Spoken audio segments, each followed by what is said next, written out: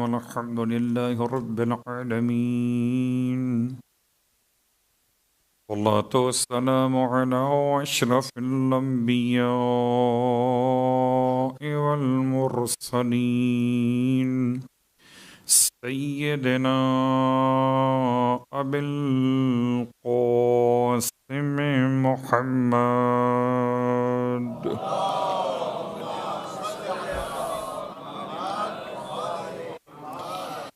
وقال أهل بيته الطيبين الطاهرين واللعنة الدائمة على أعدائهم أجمعين أما بعد فقد قال الله تبارك وتعالى في كلامه الحميد وفرقانه المجيد قوله الحق وهو أصدق القائلين بسم الله الرحمن الرحيم يهدي إلى الرشد فآمنا به ولن نشرك بربنا أحدا وأنه تعالى جد ربنا ما اتخذ صاحبة ولا ولدا وأنه كان يقول سفيهنا على الله شططا وأنا ظننا لن يقول الإنسان والجن على الله كذبا وأنه كان رجال من الإنس يعوذون برجال من الجن فزادوهم رهقا۔ تمام تعریفیں اس خدائے بزرگ و برتر کے لیے جس نے کائنات کو بغیر کسی منت اور احسان کے خلق فرمایا، اور تمام ہدیہ درود و سلام و نزوات مقدسات کے لیے کہ جنہوں نے بغیر کسی منت و احسان کے خلق خدا کو خدا سے ملایا۔ الحمدللہ الذی جعلنا من المتمسکین بالقرآن العظیم وجعلنا من المتمسکین بولایت علی بن ابی طالب علیہ السلام،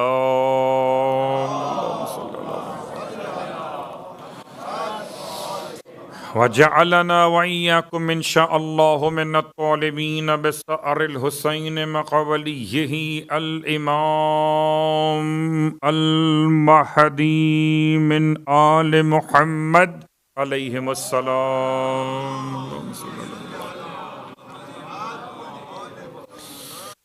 اما بعد، فرش عزائے سرکار سید الشہداء پر آپ کی خدمت مقدس میں تفسیر قرآن اور تاریخ امیر المومنین علی ابن ابی طالب علیہ الصلاۃ والسلام کے عنوان کے تحت میں القرآن مع علی وعلی مع القرآن، کل آپ کی خدمت میں سورہ مبارکہ الجن سے کچھ باتیں بیان کرنے کی سعادت کو حاصل کیا، اور اس سے پہلے کہ آج پھر سورہ مبارکہ الجن کے ان مقامات کی طرف سفر اختیار کریں، اس سے پہلے آپ کی خدمت مقدس میں اس بات کا بیان بھی کہ کچھ مسائل ایسے کہ جن کا بیان اب ممبر سے ذرا زیادہ اہمیت اختیار کرتا جا رہا ہے، جیسے کہ ماہ مبارکہ رمضان میں خاص طور سے اور سال بھر میں عام طور سے اہل ایمان کا عمرہ مفردہ کا سفر اختیار کرنا۔ تو عمرہ مفردہ سال کے 12 مہینوں میں کسی مہینے میں بھی کیا جا سکتا ہے، البتہ اگر رجب المرجب میں انجام دیا جائے تو بروایت امام جعفر صادق علیہ الصلاۃ والسلام حج کے بعد افضل ترین عمرہ رجبیہ ہے۔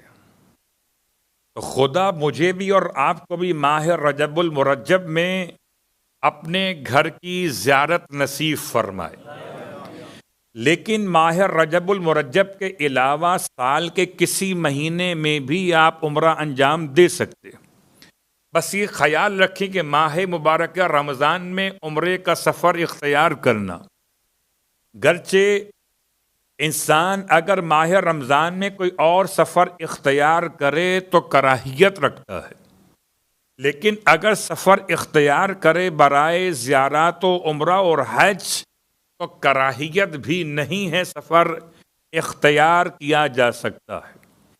گرچہ سفر کا نتیجہ یہ بنے گا کہ پھر اگر آپ نے قیام عشرہ 10 دن کا قیام اگر کسی شہر میں نہ کیا تو آپ کے روزے قصر ہو جائیں گے۔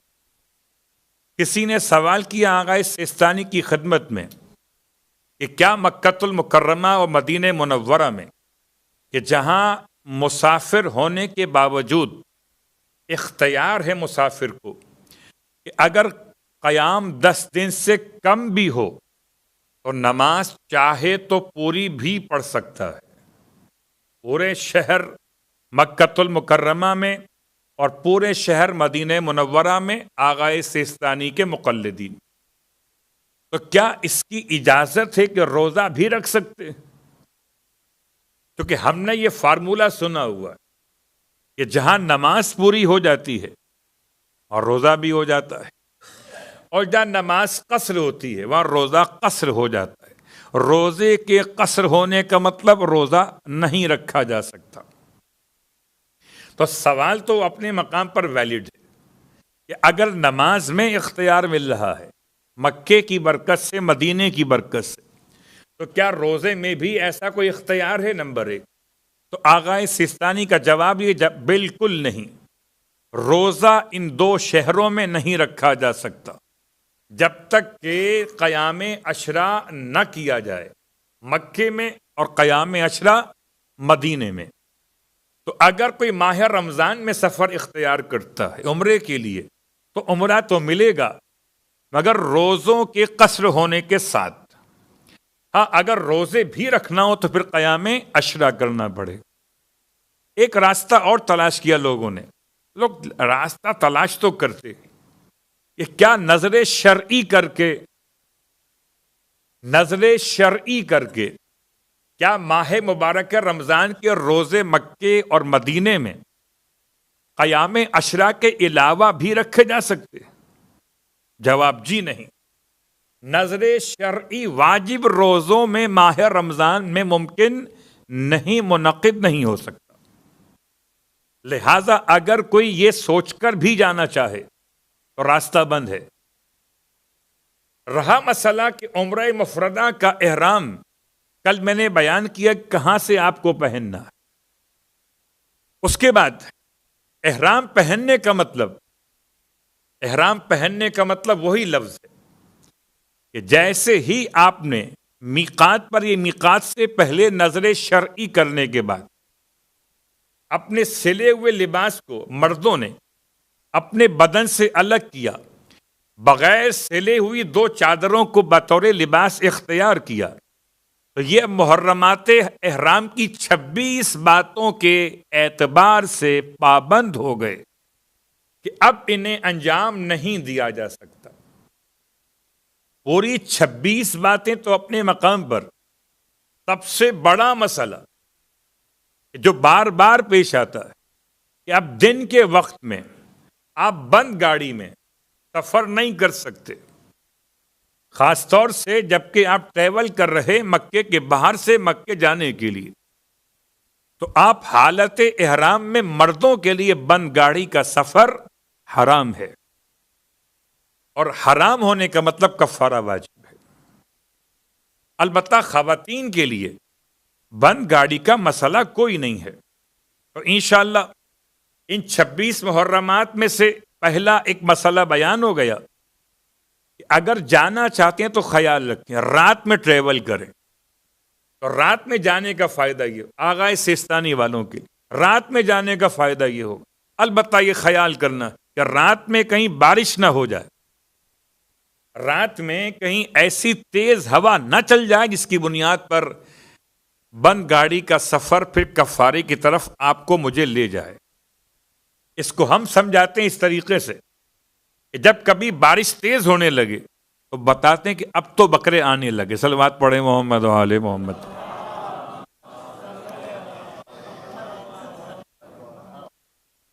تو ماہ رمضان میں عمرے پہ جا سکتے ہیں. نمبر 1 بالکل جا سکتے ہیں. اس عمرے کا نام عمرہ رمضانیہ کہلاتا ہے. نمبر 2 روزہ قصر ہوگا چونکہ آپ کا قیام سعودی عرب میں 10 دن ہو سکتا ہے، لیکن مکے میں 10 دن، پھر مدینے میں 10 دن، اور 10 دن کا مطلب پورے 10 دن، 9.5 دن بھی نہیں چلیں گے. اس اعتبار سے نہ نظر شرعی کر کے روزے کے رکھے جانے کا امکان، روزے تو قصر ہو جائیں گے، اور قبلہ ماہ رمضان کے تو گزر جاتے ہیں، عید کے مہینے کے روزے گزرتے نہیں ہیں. پورے سال بھر سب کے ساتھ تو روزے انسان چلا لیتا ہے، لیکن جب سب کھا پی رہے ہوں اور آپ روزے سے ہوں تو بڑا مشکل امتحان دکھائی دیتا ہے. حالانکہ خدا سب کو کھلاتا ہے، خود نہیں کھاتا. اب آئیے ان 2 مسائل کے ساتھ اس مقام پہ واپس آتے ہیں کہ جہاں آپ کو روک کر گئے تھے. سورہ جن، سورہ جن 72ویں نمبر کا سورہ، 28 آیات پہ مشتمل ہے، اور سورہ جن کی ابتدائی آیات کی تلاوت ہم کر رہے تھے. اللہ کے رسول گزر رہے تھے بازار عکاظ میں تبلیغ کے لیے، جاتے ہوئے یا واپسی میں آپ کی جنوں سے ملاقات ہوئی. آپ کیا کر رہے تھے؟ آپ تلاوت قرآن کر رہے تھے، یا آپ صبح کی نماز پڑھ رہے تھے، یا جناب ابو طالب علیہ السلام کے انتقال کے بعد آپ طائف کی سرزمین پر پہنچے تاکہ وہاں کے رہنے والوں سے اسلام کی حمایت کا مطالبہ کر سکیں. لیکن طائف کے رہنے والوں نے پیغمبر کی پشت مبارک پر اتنے پتھر برسوائے یا خود برسائے کہ آپ کے نالین مبارک خون سے بھر گئے.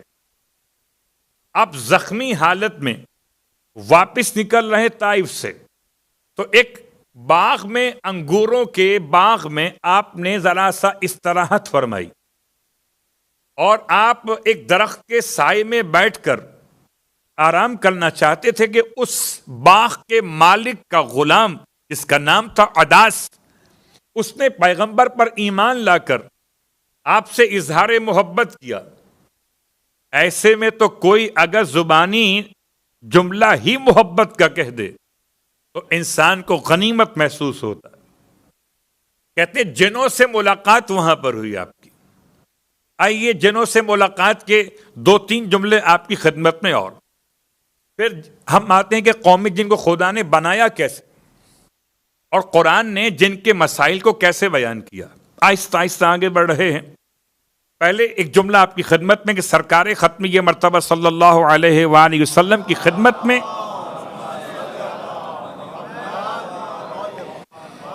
جن کس طرح آئے تھے. تو مکۃ المکرمہ میں 2 مقامات ہیں. ایک مسجد الجن، اس کا نام ہے اس سے پہلے مسجد الحرس، یعنی حارس، ہا رے، ہا الف رے اور سین حارس، مسجد الحرس، اس کا ایک نام یہ بھی ہے. البتہ اس وقت نام مسجد الجن ہے. اور ایک ہے مسجد محبس الجن، یہ عزیزیہ کے علاقے میں ٹنل کے ساتھ کا علاقہ ہے، اور یہ معلی، جنت المعلی کے راستے میں مسجد الجن. اللہ کے رسول سے جنوں کی ملاقات کہاں پر ہوئی؟ یمن سے واپسی پر. وہ کون سی وادی نخلا تھی جہاں پر کھجوروں کے درخت ہوا کرتے تھے، جہاں پیغمبر سے جنوں کی ملاقات ہوئی.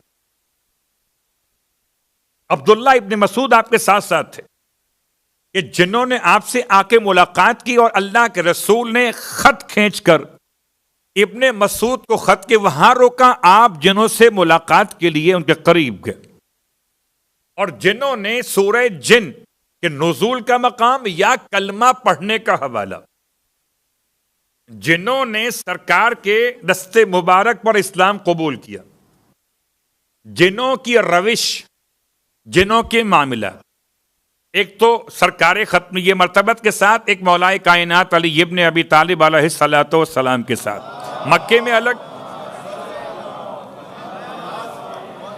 اور مدینے میں الگ۔ ان کو آہستہ آہستہ بیان کریں گے کون کون سے واقعات تاریخ میں پیش آئے جنوں کے اعتبار سے۔ البتہ جن کیا ہیں؟ جن آگ سے بنی ہوئی ایسی مخلوق ہے، میں نہیں کہتا، یہ قرآن کہتا ہے۔ سورہ الرحمن کے اندر آیت نمبر 14، آیت نمبر 15، یہ انسان اور جن دونوں کی خلقت کو خدا نے بیان کیا۔ خلق الانسان، خدا نے انسان کو بنایا کس سے؟ من صلصال کالفخار، کس سے بنایا؟ مٹی سے، چکنی مٹی سے، ایسی مٹی سے کہ جو پکی نہ ہو، لیکن کالفخار، آواز ایسی آتی ہو جیسے پکی مٹی سے آتی ہے۔ صلصال بھی کہا اور کالفخار بھی کہا۔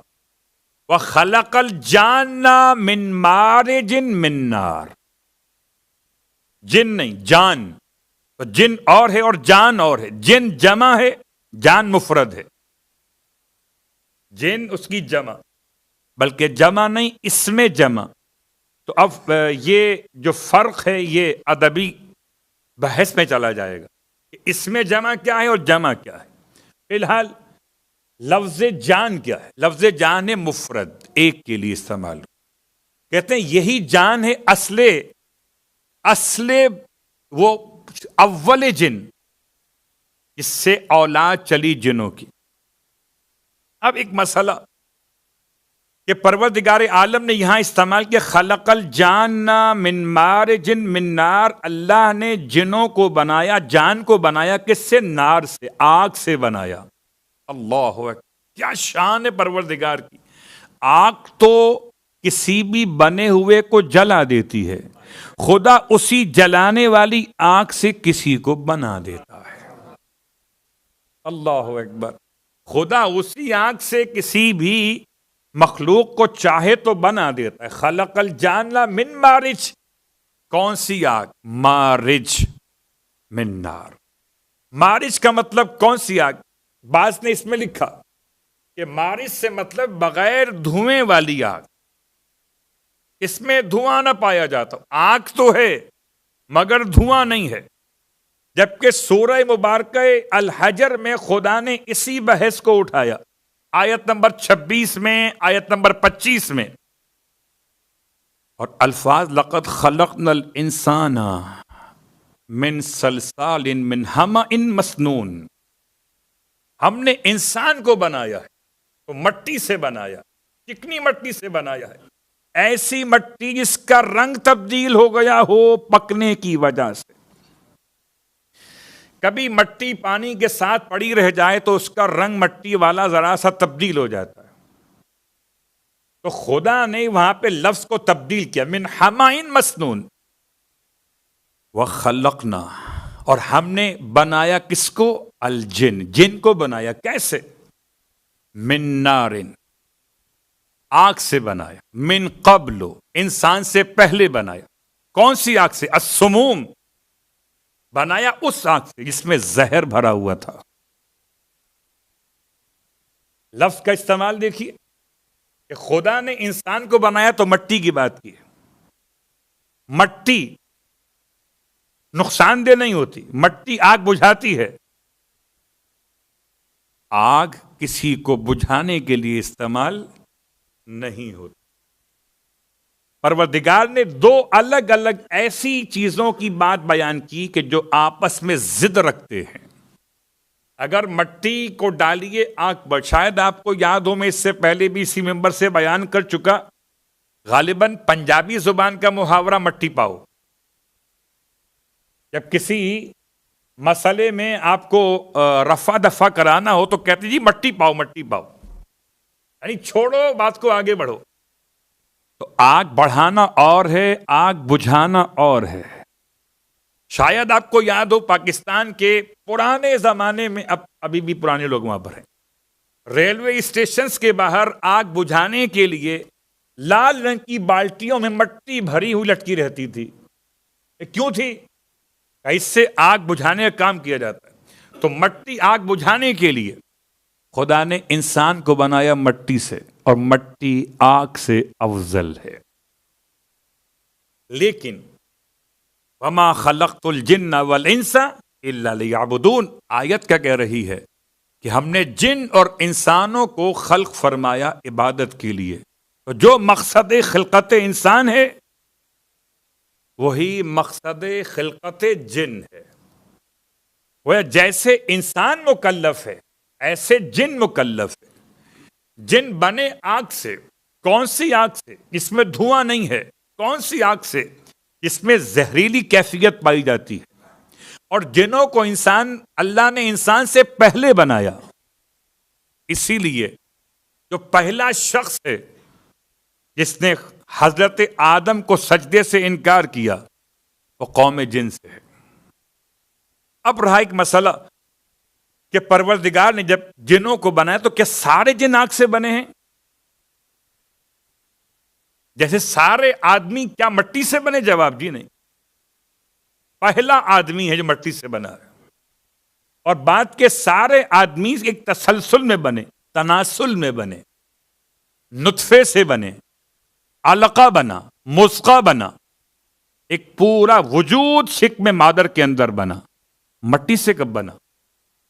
تو مٹی سے پہلا انسان بنا تو آگ سے پہلا جن بنا. اور اس کے بعد جنوں میں ایسے ہی توالد اور تناسل ہے جیسے انسانوں میں ہے. ایسے ہی شادیاں ہوتی ہیں، ایسے ہی مرد بھی ہیں، ایسے ہی عورتیں بھی ہیں، ایسے ہی بچے اور بچیاں بھی ہیں جیسے انسانوں میں ہے، کیونکہ مکلف ہے. اب رہا مسئلہ کہ یہ بات ثابت کہاں سے ہوتی کہ خدا نے آدم کو افضل قرار دیا. تو قبلہ خود سجدے والی بات پوری موجود ہے. وَلَقَدْ كَرَّمْنَا بَنِي آدم. اور آیت گواہی دے رہی ہے، خدا کہتا ہے ہم نے آدم کی اولاد کو مکرم کر دیا، فضیلت عطا فرمائی، اسے اٹھایا، سوار کرایا کشتیوں میں، اسے پانی پہ چلنے کی صلاحیت بخشی، اور اپنی مخلوقات میں سے اکثر پر ہم نے اسے فضیلت عطا فرمائی. صلوات پڑھے محمد علیہ.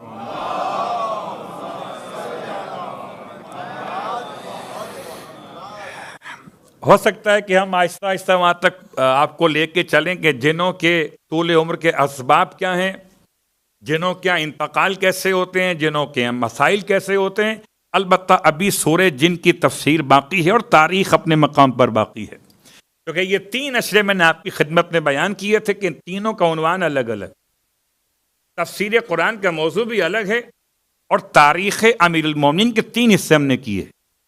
ایک ولادت باسعادت سے لے کر ما قبل ہجرت، اور ایک ہجرت کے بعد سے لے کر وقت شہادت ختمی مرتبہ صلی اللہ علیہ وآلہ وسلم. اور تیسرا حصہ شہادت ختمی مرتبت کے بعد سے لے کر مولائے کائنات کی اپنی شہادت کے وقت تک کے حالات. یہ بھی اپنے مقام پر عنوانات چلنے والے، اور یہ دونوں عنوانات کے تحت میں سوال و جواب بھی آپ کی خدمت میں اسی مجالس کے ذریعے سے انشاءاللہ ہر ایک 9ویں دن پر آپ کی خدمت میں سوال جواب سلسلہ قائم کیا جائے گا آن لائن. اور پھر آپ جو جواب دیں گے تو آخر میں کسی ایک کامیاب ہو جانے والے مرد کو، کامیاب ہو جانے والی خاتون کو انشاءاللہ بارگاہ کی انتظامیہ کی طرف سے ایک انعام دیا جائے گا. اب غور سے سننا ہے، جن کو شاید جن کام آ جائے. ویسے کوئی کام آئے نہ آئے، مگر جن کیا کام آئیں گے جن کے کام علی ابن ابی طالب آ رہے ہوں. یا علی. تو آئیے اب پھر سنیں غور سے. قل اوحی الی انہ استمع نفر من الجن. سورہ جن کی تلاوت کا فائدہ کل بیان کیا کہ جو پڑھے گا اسے جنوں کی تعداد کے برابر، جو تصدیق کرنے والے پیغمبر، جو تکذیب کرنے والے، روایات میں اختلاف کیا ملے گا. اتنی تعداد میں غلام آزاد کرنے کا ثواب، اتنی تعداد، جن ہیں کتنے، جن بہت سارے، اتنے سارے ہیں کہ مولائے کائنات نے ایک مرتبہ جب اللہ کے رسول نے آپ کو بھیجا، اطرفہ بن شمرخ کے درخواست پر، قبیلے بنی کاخ کا یہ شخص تھا جن، اور پہلی مرتبہ پیغمبر کے اصحاب نے کسی جن کو شکل بشر میں دیکھا. جن جس شکل میں چاہیں سامنے آ سکتے، جن جس شکل میں چاہیں سامنے آ سکتے، تو چاہے حیوان کی شکل میں آئے کہ انسان کی شکل میں آئے. یہ اپنے چہرے پر رومال لپیٹے ہوئے پیغمبر کی خدمت میں آیا اور آ کر کہتا ہے، اس کا نام تھا اطرفہ، باپ کا نام شمراخ ہے. کہتا ہے میں فریاد لے کر آیا ہوں کہ ایک ہی جگہ ہے نہر کی پانی پلانے کی حیوانات کی، اور وہاں پر ہمارے قبیلے مخالف جو آل محمد کے مخالف، اسلام کے مخالف ہے، وہ ہم سے طاقت میں زیادہ اور افراد بھی قوت میں زیادہ ہیں، وہ ہمیں ہمارے حیوانات کو پانی پلانے کا موقع دیتے ہی نہیں. جھگڑا بہت بڑھ رہا ہے. اب کسی کو بھیجیے کہ جو ہمارے درمیان صلح کروا دے. تو پیغمبر نے بھیجنے سے پہلے فرمایا اپنے چہرے سے نقاب ہٹاؤ. اس نے اپنے چہرے سے نقاب ہٹائی. تو روایت کے جملے ہیں کہ اس کے چہرے کو دیکھا لوگوں نے کہ چہرے پر ایسے بال ہیں جیسے حیوانات کے بدن پر ہوتے ہیں. چہرہ بہت لمبا سا ہے اور آنکھیں بہت بڑی بڑی ہیں، مگر دونوں آنکھیں پھوٹی ہوئی ہیں، اور دانت اس طریقے سے کہ جیسے حیوانات کے بڑے بڑے دانت ہوتے. یہ چہرہ دکھایا کیوں پیغمبر نے کہ اب کون ساتھ جائے گا، اب کون ساتھ جائے گا. آپ متوجہ ہوئے ایک صاحب کی طرف جنہیں آپ خوب جانتے ہیں. اللہ کے رسول نے ان سے فرمایا کہ جی آپ جائیے، جا کر یہ دو قبیلے ان میں صلح کرائیے، یا تو وہ اسلام لے آئیں یا صلح کر لیں تاکہ یہ جھگڑا پانی کا مسئلہ ختم ہو جائے.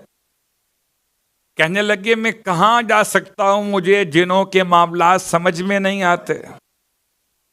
ارے انسانوں کے سمجھ میں آتے تو غنیمت تھی. پھر ایک اور صاحب سے پوچھ لیا، ان کا جواب بھی بالکل کاپی پیسٹ تھا. اور پھر اس کے بعد ایک اور صاحب سے پوچھا تو یہ پورا ہی مسئلہ ایک جیسا. صلوات پڑھے محمد و آل محمد.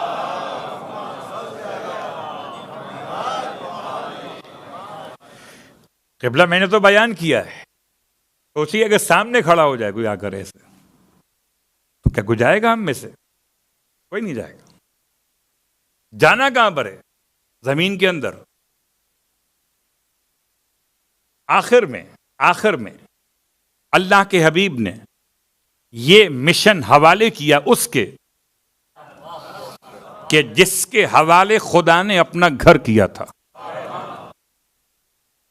جس کے آنے سے گھر میں در ہوا، اسی کا نام تو حیدر ہوا. یا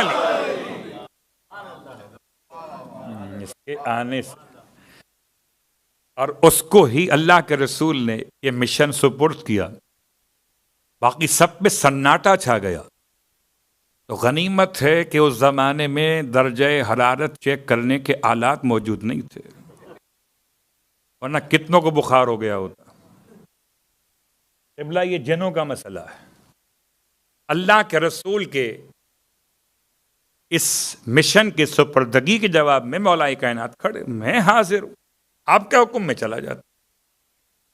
حالانکہ اللہ کے رسول نے اطرفہ سے یہ عہد لیا تھا جس کو لے جاؤ گے میرے ساتھیوں میں سے اس کی ضمانت لوگے تم. مگر اس کے باوجود بھی کوئی جانے کو تیار نہ ہوا. مولا کائنات کو روانہ کیا کہ واپسی کا ٹائم دیا تھا کہ صبح کی نماز کے بعد سورج نکلنے سے پہلے علی کو واپس پہنچاؤ گے. سلمان کہتے ہیں کیا سلمان تھے، باقی سب مسلمان تھے، یہ بیچارے اکیلے سلمان تھے، پیچھے پیچھے چل دیے مولا کائنات کے،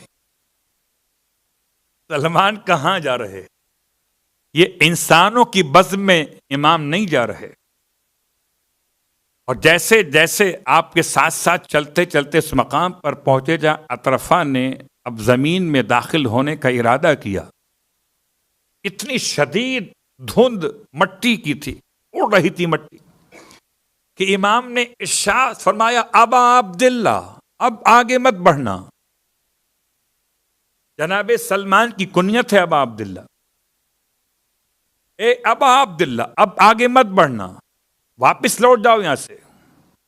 اور امام اطرفہ کے ساتھ زمین میں داخل ہو گئے۔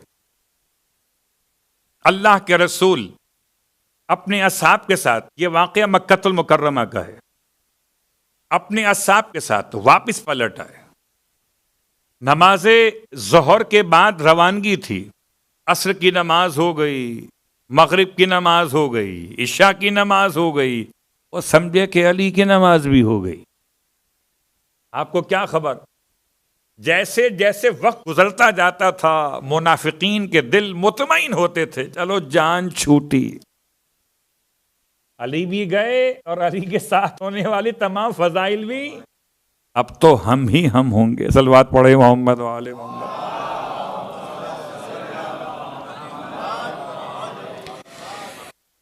مولا کائنات زمین میں داخل ہوئے اور واپسی ہوئی اگلے دن ظہر کی نماز کے وقت۔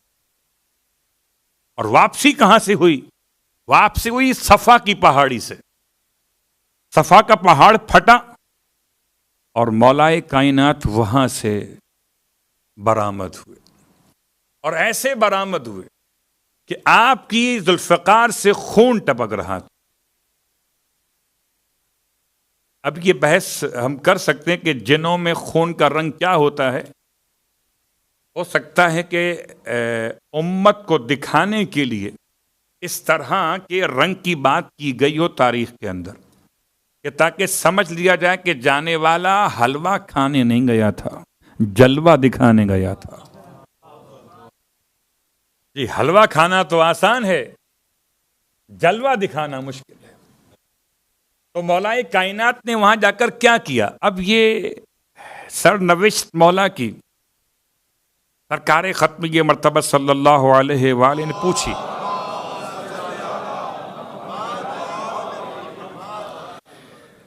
آپ نے فرمایا کہ یاری دیر کیوں ہو گئی؟ یا رسول اللہ میں جب پہنچا اس قوم جن کے اندر، تو قوم جن میں جو ان کا مخالف قبیلہ تھا اس کی تعداد بہت زیادہ تھی، بڑے طاقتور تھے، اتنے طاقتور تھے کہ ان کے لیے مشکلات پیدا کر رکھی تھی۔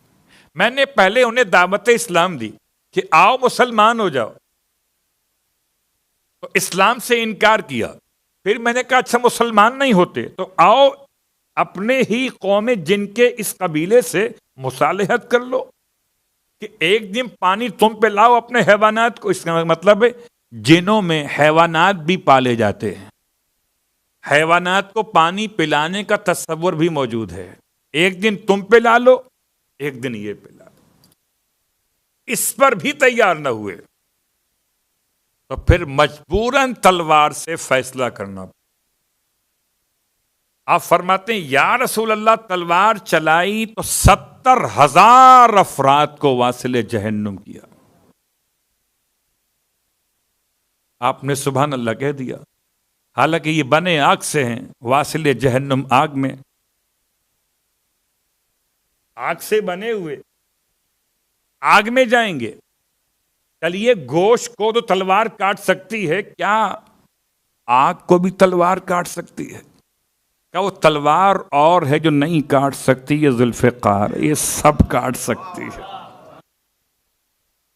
70,000 افراد کو قوم جن کے، اللہ کے رسول کے، وسیع خدا کے ولی نے، مومنوں کے امیر نے ان کے انجام تک پہنچایا، یہاں تک کہ الامان کی صدائیں بلند ہوئیں۔ الامان یا امام، پہچانیے گا آج کا عنوان آپ کی خدمت میں تقریباً اب آگے بڑھ رہا ہے۔ افضل کون ہے، مکرم کون ہے، طاقتور کون ہے؟ جن بڑے طاقتور ہیں یا انسان؟ انسان پناہ لیتے ہیں جنوں کی، یا جن انسان کی پناہ لیں گے؟ خدا نے کس کو مکرم بنایا ہے؟ کیا طاقت انسان کے پاس ہے کہ انسان اپنی صلاحیت کو پہچان تو لے؟ آئیے سورہ جن کے اندر واپس، جب قرآن سنا قوم جن کے بعض افراد نے، ٹھیک، تو کہنے لگے، یہ قرآن سنا کہاں پر؟ اس میں اختلاف ہے۔ سنا جب قرآن کو تو کیا کہا کہ یہ تو ایک عجیب تلاوت ہے۔ عجیب کا مطلب یہدی الی الرشد، کہ جو ہدایت کر رہی ہے سعادت کی طرف، کمال کی طرف، تو ہدایت الہیہ راہ کمال بھی ہے اور راہ سعادت بھی ہے۔ فآمنا بہ، ہم اس پر ایمان لے کر آتے ہیں۔ وَلَن نُشْرِكَ بِرَبِّنَا أَحَدًا، اور ہم ہرگز اپنے رب کے ساتھ کسی ایک کو بھی شریک قرار نہیں دیتے۔ اس کے بعد کے جملے 12 استعمال کیے ہیں عجیب انداز سے۔ سورہ کا نمبر 72 ہے، جنوں کے جملے 12 ہیں، اور ہر 12 کو شروع کیا تاکید کے حرف سے، انا اور انا سے۔ کہتے ہیں وَأَنَّهُ تَعَالَى جَدُّ رَبِّنَا مَا اتَّخَذَ صَاحِبَةً وَلَا وَلَدًا، کہ بے شک کہ ہمارا پروردگار تعالی جد ربنا، بلند ہے بزرگی کے لحاظ سے ہمارا پروردگار۔ لفظ جد کا استعمال کیا ہے۔ جد کا مطلب دادا، جد کا مطلب نانا۔ یہاں جد کا مطلب کیا؟ اللہ جد ہے۔ یہاں جد کا مطلب وہ جو لفظ ماجد میں ہے، ماجد یعنی بزرگی کرنے رکھنے والا، اسی سے لفظ جد ہے۔ اس کے معنی بہت سارے لکھے علماء نے، البتہ امام راغب نے اس میں لکھا کہ اس سے مراد ہے جدا ہو جانے والا، جد الگ ہو جانے والا۔ تو باقیوں سے جو اپنی بزرگی میں الگ ہو جائے اسے جد کہتے ہیں۔ جو دادا بن جائے تو بیٹوں سے اور پوتوں سے تو الگ ہو جاتا ہے۔ خدا اپنی بزرگی میں سب سے منفرد ہے۔ انہ تعالی جد ربنا، بلند ہے بزرگی والا ہمارا پروردگار۔ متخذ صاحبۃ ولا ولدا، نہ اس نے کوئی زوجہ اختیار کی ہے اور نہ اس کی کوئی اولاد ہے۔ کیا مطلب؟ اس آیت کے پیچھے کچھ مسائل ہیں جو انشاءاللہ آج شروع کر رہا ہوں، باقی باتیں کل آئیں گی۔ کفار مکہ کہتے تھے کہ خدا کے یہاں جو فرشتے ہیں وہ بیٹیاں ہیں، فرشتے خدا کی بیٹیاں ہیں، تو خدا کی شریک حیات کون ہے؟ قوم جن سے کسی خاتون کو منسوب کرتے تھے۔ اس لیے سورہ جن میں خود جنوں کے الفاظ یہ ہے کہ انہ تعالی جد ربنا ما اتخذ صاحبۃ، صاحبہ مطلب بیوی، ولا ولد، اور نہ کوئی اس کے اولاد۔ آج کی حد تک تفسیر کو یہاں روکتے اور تاریخ میں آتے، اور تاریخ امیر المومنین علی ابن ابی طالب علیہ الصلاۃ والسلام،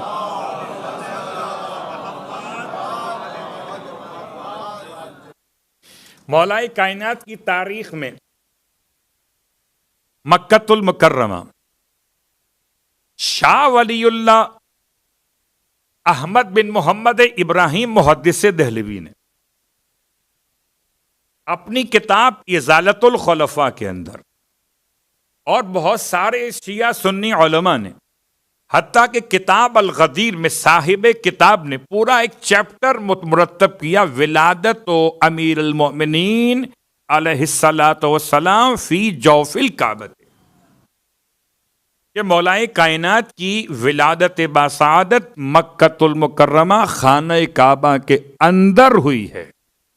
اسے سنی علماء بھی بیان کرتے، اور یہ محدث دہلوی کا اپنا جملہ ہے، نہ اس سے پہلے اور نہ اس کے بعد کوئی اور کعبے کے اندر پیدا ہی نہ ہوا، مگر رجب کی یا تو 13 تاریخ یا ذی الحج کی 8 تاریخ، اس میں اختلاف۔ صلوات پڑھے محمد والے محمد۔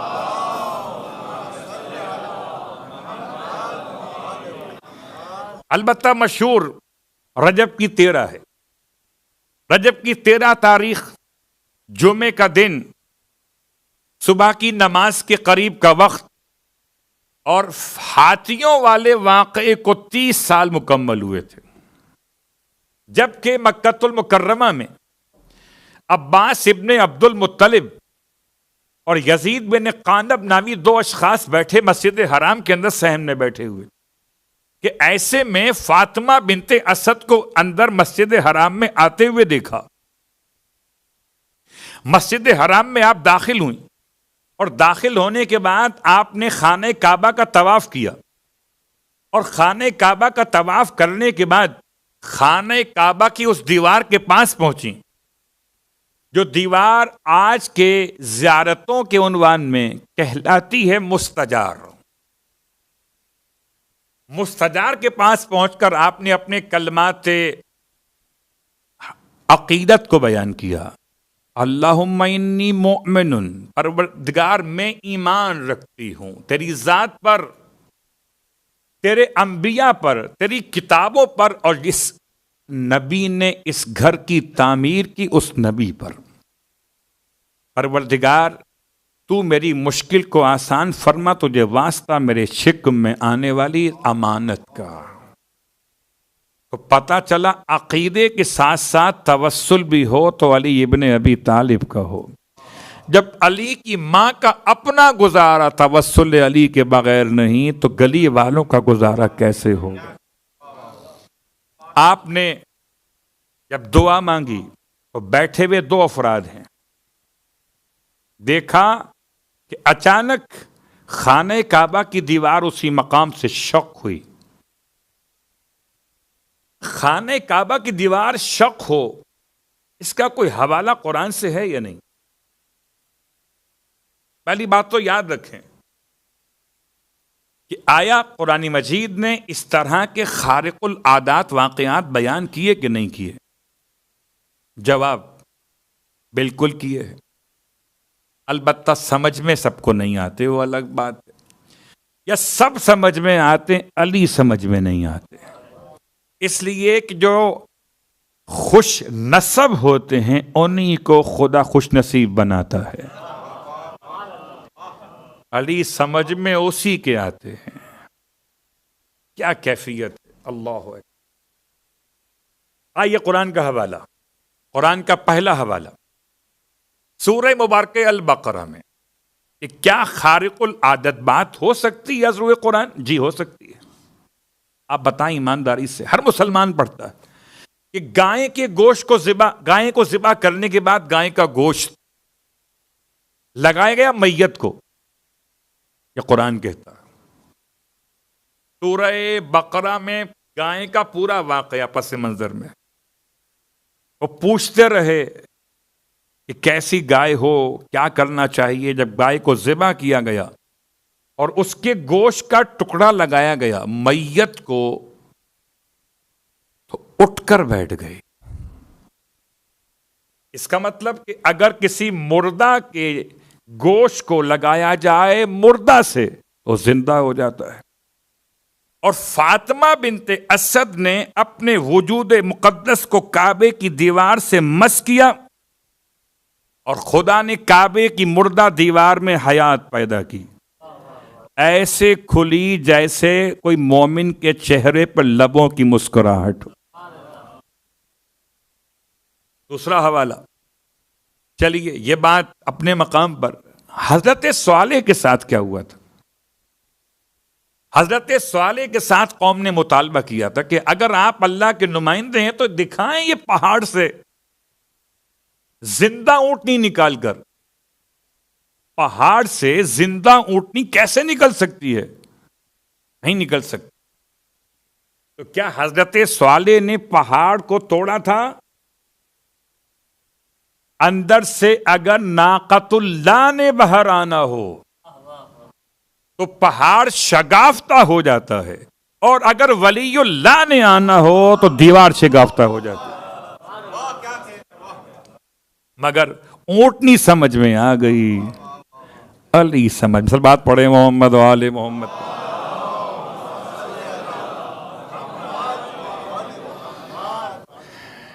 یہ سورہ ہود پڑھ لیجئے، سورہ والشمس پڑھ لیجئے، ناقۃ اللہ وسقیاھا فکذبوہ فعقروھا فدمدم علیہم ربہم بذنبہم فسواھا ولا یخاف عقباھا۔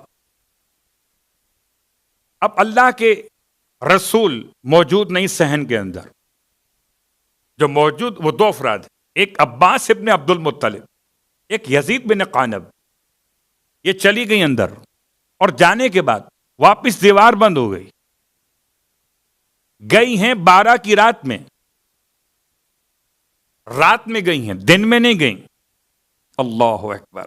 اور اندر جانے کے بعد وہ کیا، وہ الگ مسئلہ، پوری تاریخ ہے جو پڑھی بہت کم جاتی، کہ اندر جا کر کس سے ملاقات ہوئی، کون خدمت کے لیے آیا، روشنی کا انتظام کیسے ہوا، کھانے کا بندوبست کس نے کیا۔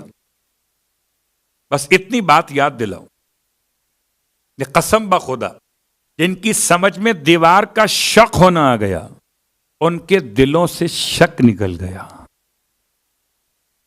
اور جن کی سمجھ میں شک نہیں آیا تو ان کے دلوں میں شک رہ گیا۔ جو خدا بلا سکتا ہے وہ کھلا بھی سکتا ہے اور بٹھا بھی سکتا ہے۔ آپ گئی ہیں شب 13 میں اور آئی ہیں شب 17 میں، 3 راتیں 4 راتیں آپ نے وہاں گزاری ہیں، اور جیسے ہی آپ داخل ہوئے تو آپ کا استقبال کیا جنت سے آنے والی خواتین نے۔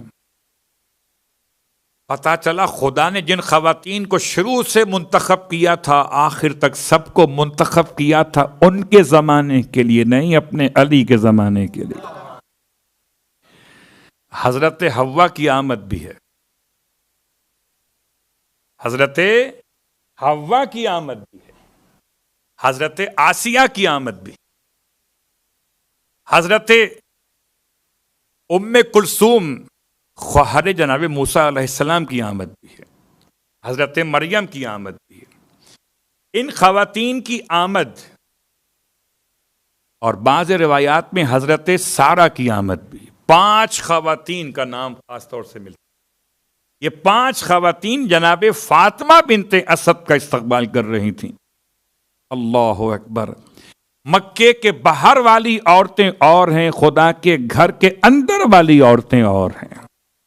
اب میں پوچھتا ہوں بتائیں یہ 5 آئیں کہاں سے؟ اب ایک کا آنا سمجھ میں نہیں آ رہا، مولوی صاحب آپ نے 5 کی اور بات شروع کر دی، یہ باقی 5 کہاں سے آئی تھی؟ تو جو خدا ایک کو بھیج سکتا ہے وہ 5 کو بھیج سکتا ہے۔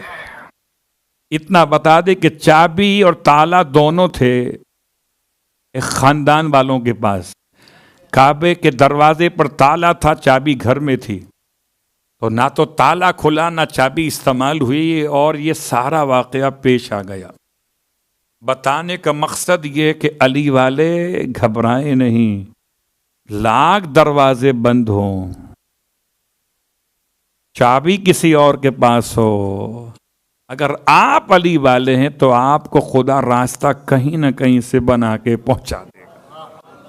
صلوات پڑھ لیں محمد و آل محمد۔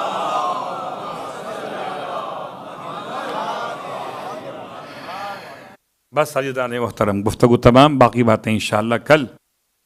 سورہ جن کی تفسیر اور مولا کائنات کی تاریخ میں چند جملے، اور ان جملات میں کیونکہ وہ بہت اہم جملات میں سے 2 جملے خاص طور سے پیش کر دوں کہ جب مولائے کائنات تشریف لائے رجب کی 13 کو صبح کی نماز کے بعد کا واقعہ فجر کے وقت میں، تو آپ کی آمد کے بعد آپ کے کلمات کیا تھے؟ آپ کو آغوش میں کیسے لیا اور کس کس نے لیا؟ پھر آپ کو مبارکباد دینے کے لیے کعبے کے اندر کتنے انبیاء پہنچے؟ کیا دعوت تھی ولیمے کی باہر، اور کیا خاموشی تھی کعبے کے اندر کہ آنے والے سب ادب کے ساتھ سلام کر رہے تھے۔ عزیزان گرامی قدر، فرش ازائے سرکار سید الشہداء پر کل ایک تذکرہ کیا تھا آپ کی خدمت، وہ تذکرہ تھا حضرت سعید ابن جبیر کا۔ سعید قرآن کی تلاوت بہت کیا کرتے تھے، اور سعید کے بعد آج تذکرہ ایک اور قاری قرآن کا ہے۔ یہ قاری قرآن کون ہے اور ان کے ساتھ کیا واقعات پیش آئے، اس کو بیان کرتے کرتے خاص جملہ، یہ کون سی شخصیت جن کو عجمی کہا گیا، یمن میں رہتے تھے، بنی اسد کی کسی عورت کے غلام تھے۔ عجم کا مطلب فارسی بولتے تھے، اور نام تھا اس وقت سالم۔ اور جب ملاقات ہوئی مولائے کائنات سے تو آپ نے نام پوچھا، نام سالم؟ فرمایا اللہ کے حبیب نے مجھ سے فرمایا تھا کہ وہ نام جو تمہارا عجم میں رکھا گیا میسم، اس نام کو اختیار کرو۔ میسم کے معنی کیا؟ میسم کے معنی ہے کہ راہ پر مضبوطی کے ساتھ قدم جما کے چلنے والا، جو راستے پر قدم جما کے مضبوطی کے ساتھ چلے اسے میسم کہتے ہیں۔ امام فرماتے ہیں آج سے تمہارا نام وہی والا ہے، میسم۔ البتہ تم سالم کو کنیت میں لے آؤ تو ہو گئے ابو سالم، کنیت میں آ گئے۔ ابو سالم کا مطلب کیا ہے؟ سالم کہتے ہیں جس میں کوئی نقصان نہ ہو، جس کو نقصان سے بچنا ہو میسم کے شاگردوں میں چلا جائے۔ میسم ابو سالم ہے، اور آپ کی شخصیت میں پروفیشن اپنے مقام پہ سب سنا ہوا ہے آپ، بس میں لیے چلتا ہوں مکۃ المکرمہ۔ عبداللہ ابن عباس سے فرماتے میسم، اے ابن عباس آؤ جو چاہو مجھ سے پوچھ لو، میں نے تنزیل علی کو سنائی ہے اور تعویل علی سے لی ہے۔ تنزیل قرآن میں نے سنائی کس کو ہے؟ مولا کائنات، اور تعویل کا علم مجھے مولا نے عطا کیا ہے۔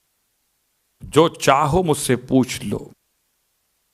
وہ ساری غیب کی خبریں سنانے لگے۔ کیا کیا غیب کی خبریں سنائیں؟ سرکار سید الشہداء کی شہادت کی خبر سنائی، اپنی شہادت کی خبر سنائی، حاکم شام کے مرنے کی خبر سنائی، اور کربلا کے واقعات کے بعد جو کچھ ہونے والا تھا اسے میسم نے بیان کرنا شروع کیا۔ میسم صاحب علم منایا و بلایت، ایسا قاری قرآن جو علی کے سامنے قرآن سناتا ہو، ایسا صاحب رازدار امیر المومنین اس سے مولا نے تعویل کا علم عطا کیا ہو۔ اللہ اکبر۔ میسم امام کی خدمت میں، اور امام فرماتے میسم تمہارا کیا حال ہوگا جب تم سے کہا جائے گا کہ مجھ سے برات اختیار کرو۔ میسم رونے لگے، کہتے ہیں مولا مجھ سے ممکن نہیں کہ میں آپ سے برات اختیار کروں۔ فرمایا میسم اگر تم اس کی بات نہیں مانو گے تو تمہارے ہاتھ کٹوا دے گا۔ کہتے ہیں مولا میں تب بھی برات اختیار نہیں کروں گا، تمہارے پاؤں کٹوا دے گا۔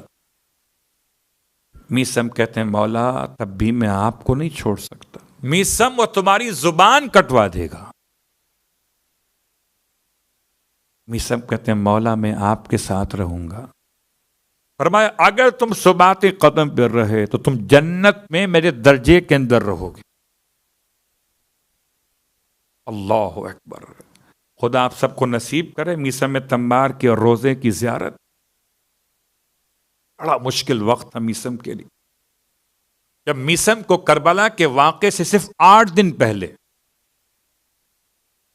کربلا کے واقعے سے 8 دن پہلے، یعنی سن 60 ہجری میں ذی الحج کے مہینے میں 22 تاریخ کو، بعض کہتے ہیں 28 تاریخ کو، میثم کو شہید کر دیا گیا. مگر شہید ایسے نہیں کیا گیا. میثم کو بلایا گیا، کہا گیا علی سے برات کا اظہار کرو. میثم نے انکار کیا تو کہتا تھا شقی کہ تمہارے ہاتھ کاٹ دیے جائیں گے. میثم کہتے ہیں مجھے میرے مولا سب بتا گئے ہیں. اللہ اکبر. کیا خوشی تھی اپنی شہادت کی کہ عمرو بن حریث کے گھر کے ساتھ جہاں کھجور کے سوکھے درخت پر آپ کو لٹکایا جانا تھا، اس کھجور کے درخت کو پانی دیا کرتے تھے کہ یہ گر نہ جائے. میثم سے پوچھا عبید اللہ ابن زیاد نے، اچھا اور کیا کہا تھا؟ کہ میثم بتاؤ کیا کہا تمہارے مولا نے؟ کہ ہاتھ کٹوائے گا، پاؤں کٹوائے گا اور زبان کٹوائے گا. تو ابن زیاد کہتا ہے میں تمہارے مولا کے فرمان کو غلط ثابت کروں. تمہارے ہاتھ تو کٹیں گے، پاؤں کٹیں گے، زبان نہیں کٹواؤں گا. میثم تیار ہیں اور میثم نے ایسا کام کیا کہ زبان کٹوانی پڑ گئی. جب یہاں سے ہاتھ کٹے اور گھٹنے کے پاس سے آپ کے دونوں پاؤں کاٹ دیے گئے تو گوشت کا لوتھڑا تھا، خون بہتا تھا. کیا فصاحت و بلاغت تھی. اور لٹکا دیا گیا کھجور کے سوکھے درخت کی شاخ پر اور فرماتے تھے آؤ مجھ سے فضائل علی سن لو. میثم فضائل علی بیان کر رہے اور ایسے فضائل علی بیان کیے اللہ اکبر کہ لوگ جمع ہو کر حدیث لکھنا شروع ہو گئے. خبر پہنچ گئی ابن زیاد تک. ابن زیاد نے گھبرا کر کہا جلدی جا کے جلاد سے کہا اس کی زبان کاٹ لے. وہ زبان کاٹنے کے لیے پہنچا ہے تو میثم نے پوچھا کیوں آیا ہے؟ کہ مجھے بھیجا حاکم نے ہے. کیا کرنے کے لیے بھیجا ہے؟ خنجر ہاتھ میں. کہ تیری زبان کاٹوں گا. کہ جا کے پہلے کہہ دے کہ میرے مولا کا فرمان سچا ہوا کہ نہیں ہوا. اللہ اکبر. ایسے ہوتے ہیں علی کے نوکر. اپنی زبان کی فکر نہیں ہے. اللہ اکبر. کہتے ہیں زبان کیسے کاٹی گئی؟ یا تو یہاں گردن پہ سوراخ کیا گیا، یہاں سے زبان کھینچ کے نکالی گئی، یا یہ دہان ایسا چیرا گیا کہ یہاں سے زبان کھینچ کے نکالی گئی. بعض کہتے ہیں منہ میں لگام ڈال دیا گیا تھا. اللہ اکبر. خون بہتا تھا. میثم علی سے محبت کا اظہار کرتے تھے. بس میں سوچتا ہوں میثم آپ کے ہاتھ پاؤں کاٹے گئے، آپ کی زبان کاٹی گئی، خون بہتا رہا. میثم اگر آپ کے سامنے آپ کے گھر والے تو نہ تھے. ہائے کربلا، ہائے غربت آل محمد، جہاں بیویاں، جہاں بچے بے آسرا رہ گئے جب عباس کے بازو کٹے، وہاں غربت آئے. میثم آپ کے ہاتھ کاٹے گئے تھے، ادھر عباس کے بازو قلم ہوئے. اے میثم آپ کو کسی کو پانی تو نہیں پہنچانا تھا، لیکن ہائے مشق سکینہ، عباس یہ کہہ کے رخصت ہو گئے آقا میری لاش کو خیمے میں لے کے نہ جائے آئیے گا. ارے سکینہ سے وعدہ کیا تھا عباس شرمندہ ہے, ارے پانی بھی نہ لا سکا. واہ محمد واہ مصیبت. بس آخری جملہ, میرے مولا کے دونوں بازو کٹے ہیں. میں سوچتا ہوں میسم کے ہاتھ کٹے کلائی کے پاس سے, باز کہتے کونی کے پاس سے, مولا عباس کے بازو شانوں کے پاس سے کاٹے گئے تھے. ہائے کٹے ہوئے شانے قیامت کے میدان میں سیدہ کے دامن میں اس طرح سے آئیں گے کہ سیدہ فرمائیں گی اے حسن کے بابا جا کے میرے بابا سے کہہ دیجئے امت کی شفاعت کے لیے میرے بیٹے عباس کے کٹے ہوئے بازو کا بھی.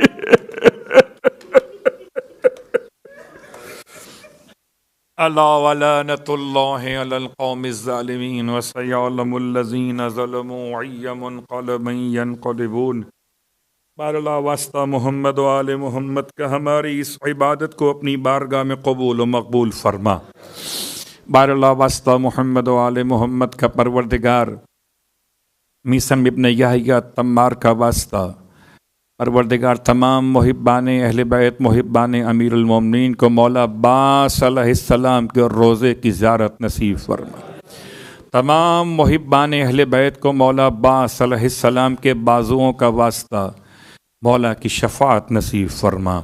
بہر اللہ واسطہ محمد و آل محمد کا جتنے ہاتھ تیری بارگاہ میں دعا کے لیے بلند ہے مالک, ماہ رمضان کی دوسری شب ہے پروردگار, تمام کی مرادیں پوری فرما.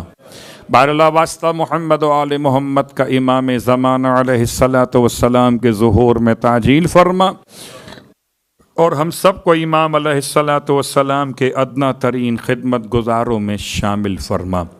سورہ فاتحہ کی التماس سے پہلے یہ بات آپ کی خدمت میں دہرا دی جائے کہ نماز جماعت کا ایک اہتمام کیا جاتا ہے کئی سالوں سے یہاں پر, نماز قضائے عمری کے عنوان سے. جن کی نمازیں اپنی قضا رہتی ہیں ان کے لیے ایک آسانی ہے کہ وہ جماعت کے ساتھ اپنی نمازوں کی قضا کو انجام دے سکتے. تو روز 2 دن کی نماز قضائے عمری جماعت کے عنوان سے منعقد کی جاتی ہے, اور یہ کئی سالوں سے آپ کی خدمت میں عمل انجام پا رہا ہے. تقریباً اس کی کوشش ہماری یہ ہوتی اس میں کہ ہم ماہ رمضان کے آخری رات تک پہنچتے 1000 رکعت نماز جماعت سے مکمل کر لیں. اور جو 1000 رکعت نماز جماعت سے مکمل کرنے والوں میں نمازی حضرات شامل ہوتے ہیں, ان کے نام پھر قرآن اندازی میں انشاءاللہ اس سال شامل کیے جائیں گے, اور کسی بھی ایک خوش نصیب کے لیے زیارت امام حسین علیہ السلام بطور انعام کے ہوگا. اب آپ سے التماس ہے کہ 2 فائدے ہیں, نماز قضا بھی ہو جائے گی, زیارت مولا حسین بھی ہو جائے گی. کسی نے مشورہ دیا تھا کہ اس میں آپ اگر نماز شب کو جماعت کے شکل میں آپ لے کر آ جائیں تو مشورہ تو اچھا ہے, مگر بڑا مشکل ہے کہ نماز شب بہت ثواب والی ہے مگر واجب نہیں ہے. نماز شب اگر ہم شکل جماعت میں روز کریں گے تو 1 دن کی نماز قضائے عمری کم ہو جائے گی. لہٰذا وقت کو دیکھتے ہوئے کہ نماز شب کا وقت